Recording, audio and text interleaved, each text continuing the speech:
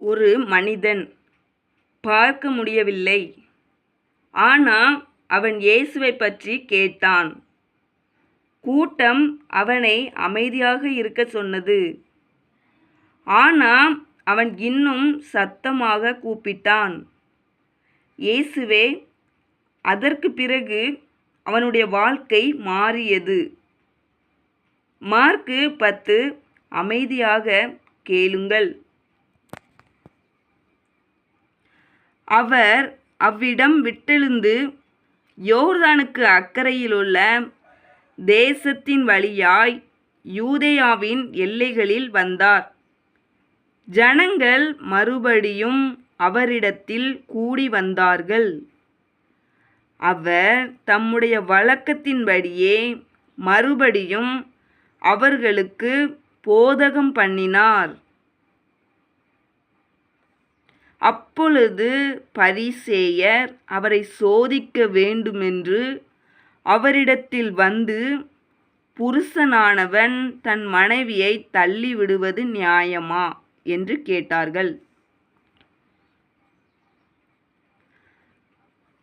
அவர் பிரதியுத்தரமாக, மோசே உங்களுக்கு கட்டளையிட்டிருக்கிறது என்ன என்று கேட்டார். அதற்கு அவர்கள் தள்ளுதல் சீட்டை எழுதி கொடுத்து, அவளை தள்ளிவிடலாம் என்று மோசே உத்தரவு கொடுத்திருக்கிறார் என்றார்கள்.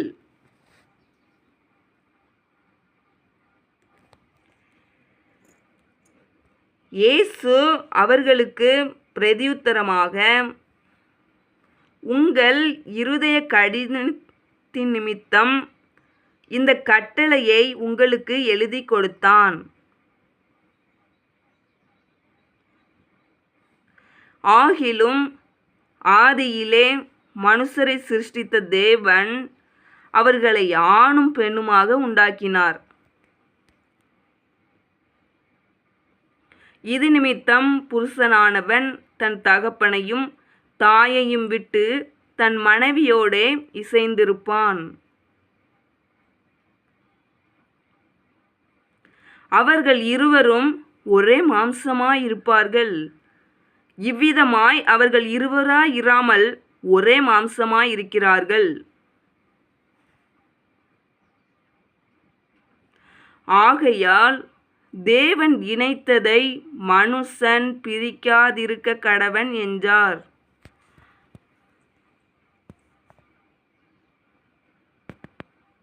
பின்பு வீட்டிலே அவருடைய சீஷர்கள் அந்த காரியத்தை குறித்து மறுபடியும் அவரிடத்தில் விசாரித்தார்கள். அப்பொழுது அவர், எவனாகிலும் தன் மனைவியை தள்ளிவிட்டு வேறொருத்தியை விவாகம் பண்ணினால் அவன் அவளுக்கு விரோதமாய் விபசாரம் செய்கிறவனாய் இருப்பான்.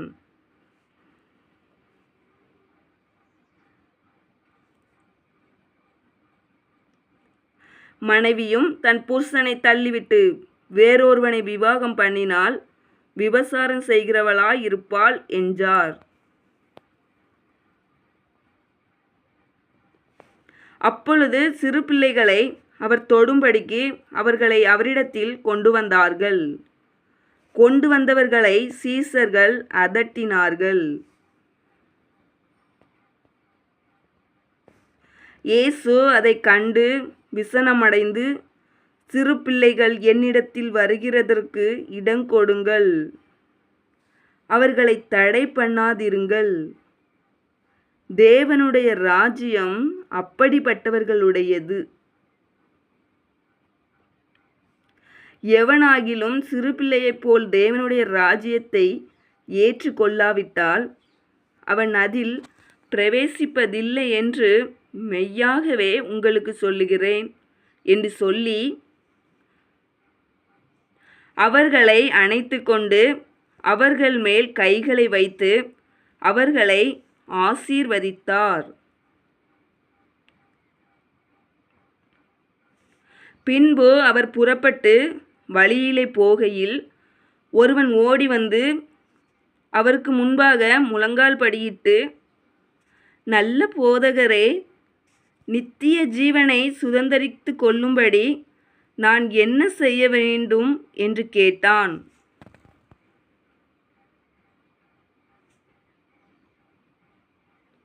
அதற்கு இயேசு, நீ என்னை நல்லவன் என்று சொல்வானேன்? தேவன் ஒருவர் தவிர நல்லவன் ஒருவனும் இல்லையே. விபசாரம் செய்யாதிருப்பாயாக, கொலை செய்யாதிருப்பாயாக, களவு செய்யாதிருப்பாயாக, பொய்சாட்சி சொல்லாதிருப்பாயாக, வஞ்சனை செய்யாதிருப்பாயாக, உன் தகப்பனையும் உன் தாயையும் கனம் பண்ணுவாயாக என்கிற கற்பனைகளை அறிந்திருக்கிறாயே என்றார். அதற்கு அவன், போதகரே, இவைகளை எல்லாம் என் சிறுவயது முதல் கைக்கொண்டிருக்கிறேன் என்றான்.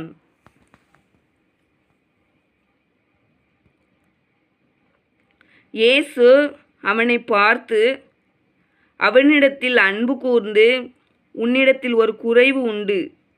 நீ போய் உனக்கு உண்டானவைகளை எல்லாம் விற்று தரித்திரருக்கு கொடு. அப்பொழுது பரலோகத்திலே உனக்கு பொக்கிஷம் உண்டாயிருக்கும். பின்பு சிலுவையை எடுத்துக்கொண்டு என்னை பின்பற்றி வா என்றார்.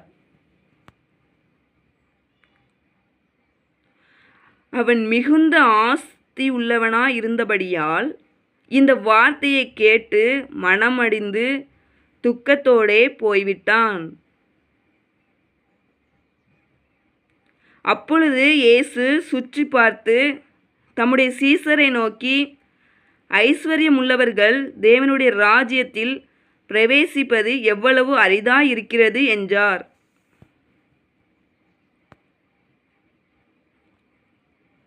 சீசர்கள் அவருடைய வார்த்தைகளை குறித்து ஆச்சரியப்பட்டார்கள். இயேசு பின்னும் அவர்களை நோக்கி, பிள்ளைகளே, ஐஸ்வர்யத்தின் மேல் நம்பிக்கையாய் இருக்கிறவர்கள் தேவனுடைய ராஜ்யத்தில் பிரவேசிக்கிறது எவ்வளவு அரிதாயிருக்கிறது.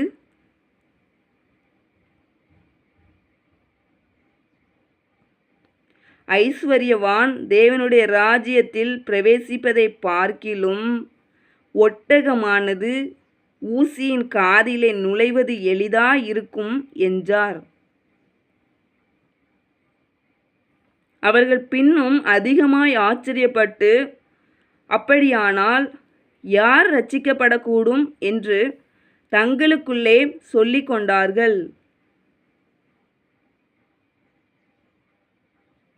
இயேசு அவர்களை பார்த்து, மனுஷரால் இது கூடாததுதான், தேவனால் இது கூடாததல்ல. தேவனாலே எல்லாம் கூடும் என்றார். அப்பொழுது பேதுரு அவரை நோக்கி, இதோ, நாங்கள் எல்லாவற்றையும் விட்டு உம்மை பின்பற்றினோமே என்று சொல்லத் தொடங்கினான். அதற்கு இயேசு பிரதியுத்தரமாக, என் நிமித்தமாகவும்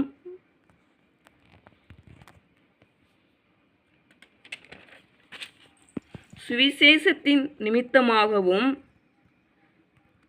வீட்டையாவது சகோதரரையாவது சகோதரிகளையாவது தகப்பனையாவது தாயையாவது மனைவியையாவது பிள்ளைகளையாவது நிலங்களையாவது விட்டவன் எவனும் இப்பொழுது இம்மையிலே துன்பங்களோடே கூட நூறத்தனையாக வீடுகளையும் சகோதரரையும் சகோதரிகளையும் தாய்களையும் பிள்ளைகளையும் நிலங்களையும் மறுமையிலே நித்திய ஜீவனையும் அடைவான் என்று மெய்யாகவே உங்களுக்கு சொல்லுகிறேன். ஆகிலும் முந்தினோர் அநேகர் பிந்தினோராயும் பிந்தினோர் அநேகர் முந்தினோராயும் இருப்பார்கள் என்றார். பின்பு அவர்கள் எருசலேமுக்கு பிரயாணமாய் போகையில் இயேசு அவர்களுக்கு முன்னே நடந்து போனார். அவர்கள் திகைத்து அவருக்கு பின்னே பயத்தோடே போனார்கள். அப்பொழுது அவர் 12 அழைத்து தமக்கு சம்பவிக்கப் போகிறவைகளை அவர்களுக்கு மறுபடியும் சொல்லத் தொடங்கினார்.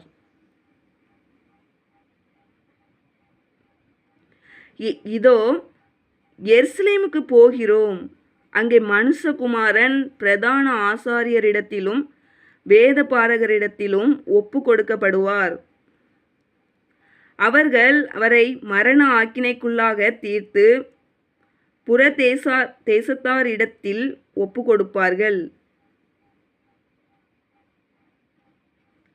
அவர்கள் அவரை பரியாசம் பண்ணி அவரை வாரினால் அடித்து அவர் மேல் துப்பி அவரை கொலை செய்வார்கள். ஆகிலும் 3ஆம் நாளிலே அவர் உயிரோடே எழுந்திருப்பார் என்றார்.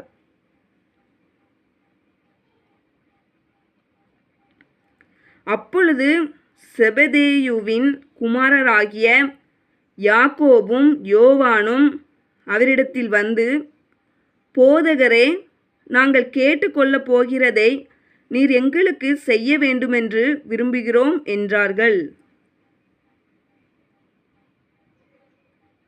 அவர் அவர்களை நோக்கி, நான் உங்களுக்கு என்ன செய்ய வேண்டுமென்று விரும்புகிறீர்கள் என்று கேட்டார்.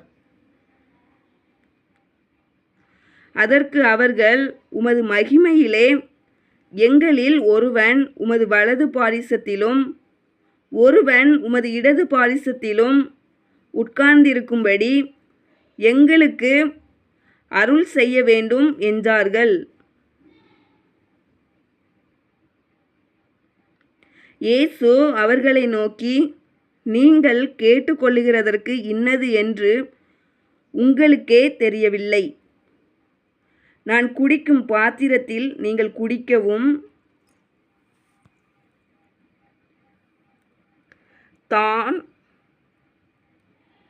நான் பெறும் ஸ்தானத்தை நீங்கள் பெறவும் உங்களால் கூடுமா என்றார்.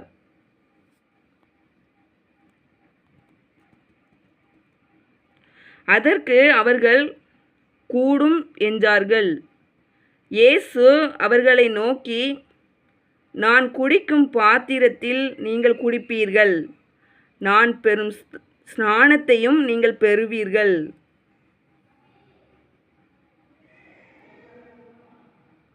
ஆனாலும் என் வலது பாரிசத்திலும் என் இடது பாரிசத்திலும் உட்கார்ந்திருக்கும்படி எவர்களுக்கு ஆயத்தம் பண்ணப்பட்டிருக்கிறதோ அவர்களுக்கே அல்லாமல் மற்றொருவருக்கும் அதை அருளுவது என் காரியமல்ல என்றார். மற்ற 10 பேரும் அதை கேட்டு யாக்கோபின் மேலும் யோவானின் மேலும் எரிச்சலானார்கள். அப்பொழுது இயேசு அவர்களை கிட்டவர செய்து, புறஜாதியாருக்கு அதிகாரிகளாக எண்ணப்பட்டவர்கள் அவர்களை இருமாப்பாய் ஆளுகிறார்கள் என்றும் அவர்களில் பெரியவர்கள் அவர்கள் மேல் கடினமாய் அதிகாரம் செலுத்துகிறார்கள் என்றும் நீங்கள் அறிந்திருக்கிறீர்கள். உங்களுக்குள்ளே அப்படி இருக்கலாகாது. உங்களில் எவனாகிலும் பெரியவனாயிருக்க விரும்பினால் அவன் உங்களுக்கு பணிவிடைக்காரனாய் இருக்க கடவன். உங்களில் எவனாகிலும் முதன்மையானவனாய் இருக்க விரும்பினால் அவன் எல்லாருக்கும் ஊழியக்காரனாய் இருக்க கடவன்.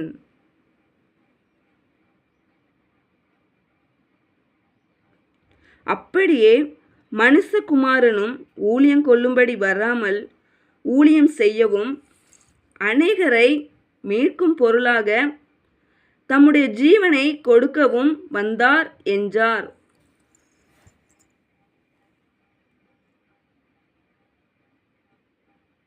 பின்பு அவர்கள் எரிகோவுக்கு வந்தார்கள். அவரும் அவருடைய சீசர்களும் திரளான ஜனங்களும் எரிகோவை விட்டு புறப்படுகிற போது தீமேயுவின் மகனாகிய பர்த்திமேயு என்கிற ஒரு குருடன் வழியருகே உட்கார்ந்து பிச்சை கேட்டு கொண்டிருந்தான். அவன் நசரேயனாகிய இயேசு வருகிறார் என்று கேள்விப்பட்டு, இயேசுவே, தாவீதின் குமாரனே, எனக்கு இரங்கும் என்று கூப்பிடத் தொடங்கினான். அவன் பேசாதிருக்கும்படி அநேகர் அவனை அதட்டினார்கள். அவனோ, தாவீதின் குமாரனே, எனக்கு இரங்கும் என்று முன்னிலும் அதிகமாய் கூப்பிட்டான். இயேசு நின்று அவனை அழைத்து வரச் சொன்னார். அவர்கள் அந்த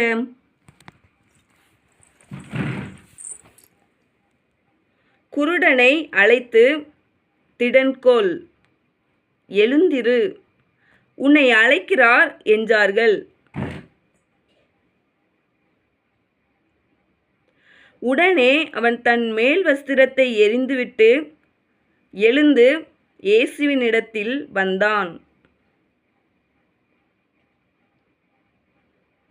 இயேசு அவனை நோக்கி, நான் உனக்கு என்ன செய்ய வேண்டும் என்றிருக்கிறாய் என்றார். அதற்கு அந்த குருடன், ஆண்டவரே, நான் பார்வையடைய வேண்டும் என்றான். இயேசு அவனை நோக்கி, நீ போகலாம், உன் விசுவாசம் உன்னை இரட்சித்தது என்றார். உடனே அவன் பார்வையடைந்து வழியிலே இயேசுவுக்கு பின் சென்றான்.